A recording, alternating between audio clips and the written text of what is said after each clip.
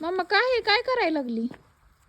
नमस्कार भावांनो बहिणींनो, आपल्याला एवढे कांदे लावायचे ते रविवारी बाजारातून रोप आणलंय आणि कांदे लावायचे ते आणि ह्यातलं काही माझ्या बहिणीला द्यायचं.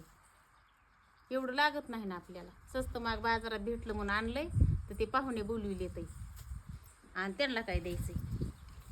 आणि आता आपल्याला लावायचे ते कांदे. 3 दिवस झालं कांदे लावायचे ते पण ते शिव काय मला कांदे लावाय जाऊन द्याय नाही. ज्वारी चौकून भोवतली आणि तिथं अडचण आहे त्याच्यामुळं त्याला मी जाई नाही कांदे लावायला.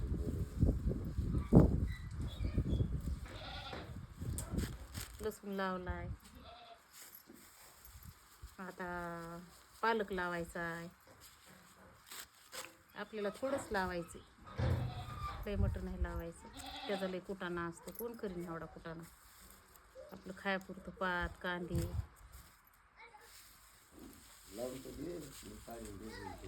हा जाऊन घेऊन का तू?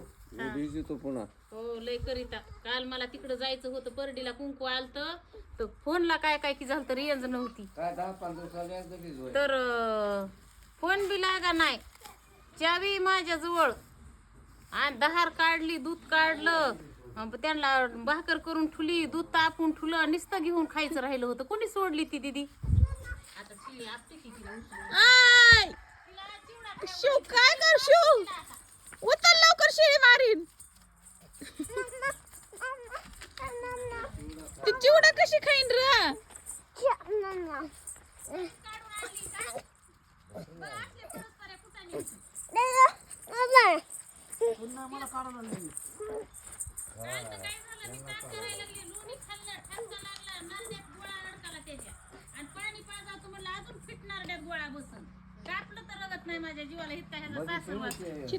हिथं दाबायचं त्या बरगाड्याच्या खाली दोन्ही हाताने महाग असं उभा राहायचं ना, असं हिथं दाबल्यावर वरी उलटी आल्यासारखं होतं ना. दोन डोळ्याला धारान तीन काय करावं मी पळते गॅसकडे बघून येतो गरम पाणी करून त्याला पाजायला. गार पाणी पाजावं तर म्हणलं अजून ते गोळा फिट होईल. आणि नको म्हणलं तरी वाचावच घेतोय खातोय. आणि गरम पाणी पाजायला लागले, गरम पाणी करूस तर गॅस पिटूस तर त्यांनी माझी तारांबळ बघितली. मम्मा ना नीट झालं मम्मा ना. आणि मग हे केलं, ठसका गेला म्हणला माझा असला हे. ते घरी बी सकाळी उठला की दीदीच करतोय. त्याला दीदीच पसंत आहे.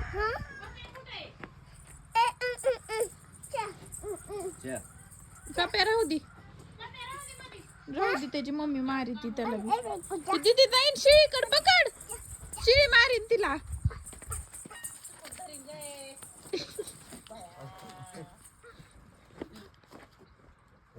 काही गरज आहे का तुला सोडायची? मग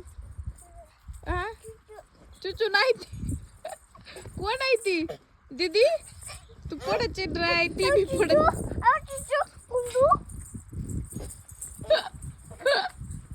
याच्याकडे